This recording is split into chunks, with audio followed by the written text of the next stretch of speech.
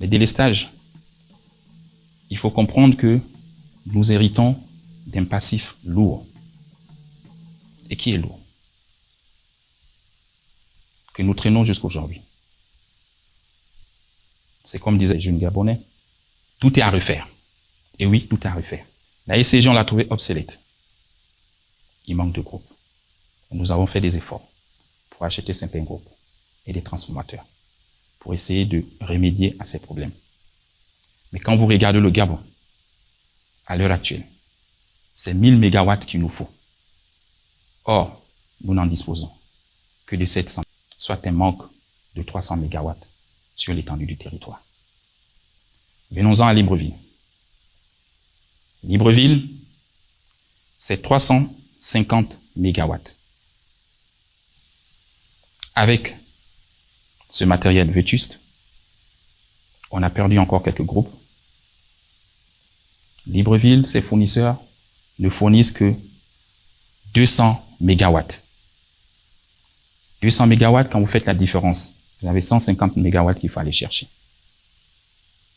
Et voilà pourquoi je suis allé chercher la société turque, qui nous fournit 70 mégawatts. Aujourd'hui, nous sommes à 270 mégawatts.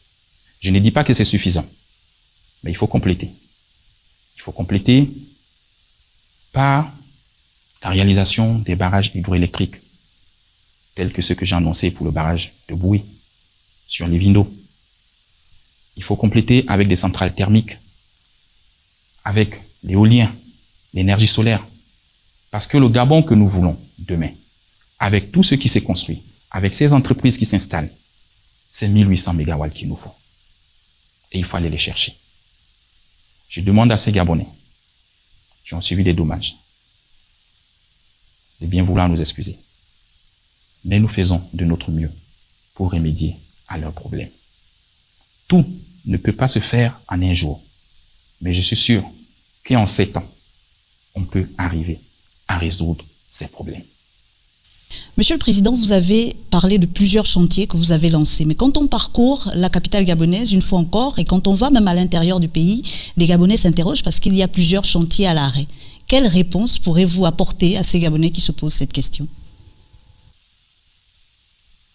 Madame, nous avons mis le pays en chantier. En chantier, c'est dire que même les entreprises sont débordées. Nous avons pénurie de sable, pénurie de ciment, pénurie de gravier et même pénurie de fer.